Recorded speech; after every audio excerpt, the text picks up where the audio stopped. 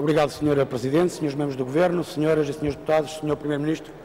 Enquanto falava ali da tribuna, eu questionei-me se de facto estaríamos diante da mesma pessoa que há exatamente 2 anos atrás garantia que o subsídio de férias e o subsídio de Natal eram intocáveis. Que se formasse governo não iria tocar nesses subsídios aos portugueses, nem pensar. Afinal, foi o que se viu. E também me questionei se estaríamos de facto perante a mesma pessoa que durante a campanha eleitoral garantia ao mundo que não ia aumentar impostos.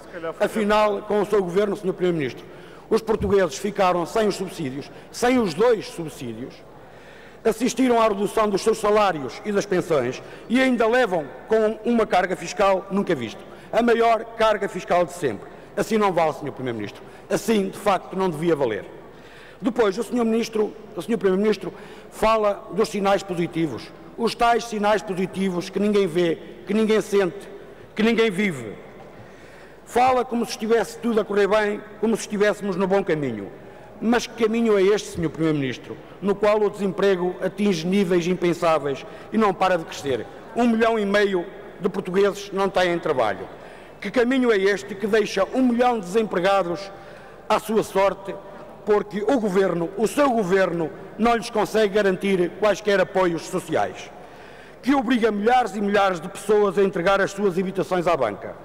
Que Governo é este que assiste com uma passividade arrepiante ao galopar do número de empresas a falir? Que caminho é este que impede cada vez mais pessoas de terem acesso aos cuidados de saúde por não terem dinheiro? Que está a levar cada vez mais jovens a abandonar os estudos por razões de ordem económica e que está a generalizar a pobreza e a exclusão social? Que caminho é este onde todas as previsões indicam claramente o aprofundamento da crise? Mais desemprego, mais recessão, mais dívida pública e mais déficit orçamental. Este, Sr. Primeiro-Ministro, não é certamente o caminho. Aliás, este nem chega a ser caminho, a não ser que se entenda por caminho o caminho da desgraça coletiva. E com a situação a agravar-se cada dia que passa, não estranha que os portugueses entendam que quanto mais depressa este Governo deixar de governar, tanto melhor para o país e tanto melhor para os portugueses. Porque este Governo já deu mostras de não conseguir resolver nenhum dos nossos problemas, pelo contrário, está a contribuir para os agravar.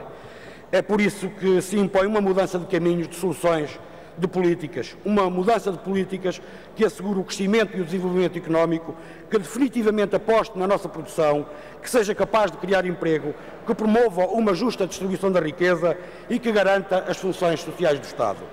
Este Governo definitivamente não o consegue fazer e está a deixar os portugueses literalmente para trás. E bem pode o Sr. Primeiro-Ministro tentar sacudir a responsabilidade e dizer que a culpa é do Partido Socialista que deixou o país como deixou. É verdade que o Partido Socialista não está isento de responsabilidades quanto à situação que está criada. E não está isento de responsabilidades, sobretudo se nós tivermos presente aquilo que representou o Orçamento de Estado para 2011, mas também os vários PEC.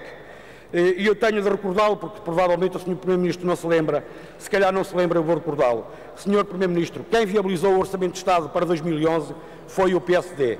Sr. Primeiro-Ministro, se calhar não se lembra, eu vou ter que recordá-lo. Quem viabilizou o PEC 1, o PEC 2 e o PEC 3 foi o PSD. Se calhar o Sr. Primeiro-Ministro não se lembra, eu sinto na obrigação de o recordar. Mas não tenhamos dúvidas, Sr. Primeiro-Ministro. Também é verdade que as coisas se agravaram e muito com este Governo PSD-CDS e com as suas políticas neoliberais assentes na austeridade e que estão a colocar os portugueses a pão e água e a destruir a nossa economia. E como se isto não bastasse, o Governo ainda pretende prosseguir o seu caminho ao arrepio das regras constitucionais, como sucedeu com o Orçamento de Estado para 2012, que o Tribunal Constitucional considerou ser portador de normas inconstitucionais, apesar de ter decidido que os efeitos dessa inconstitucionalidade não se aplicariam em 2012. É como quem diz, pedimos desculpa pela interrupção, mas a Constituição continuará a ser respeitada em 2013. Ó Sr. Primeiro-Ministro, nós estamos prestes a conhecer a decisão do Tribunal Constitucional relativamente ao Orçamento de Estado para 2013. Eu não vou perguntar-lhe o que é que pretende fazer se o Tribunal Constitucional vier a declarar o Orçamento de Estado inconstitucional. Eu não é isso que lhe vou perguntar, mas gostaria que nos dissesse, tendo presente, por um lado, que ao Tribunal Constitucional cabe aferir da constitucionalidade das leis e ao Governo que cabe ou tem o dever de legislar em conformidade com as normas constitucionais, eu gostaria que nos dissesse, na perspectiva do Sr. Primeiro-Ministro, de quem será a responsabilidade, no caso do Tribunal Constitucional, considerar normas do Orçamento de Estado para 2013 inconstitucionais.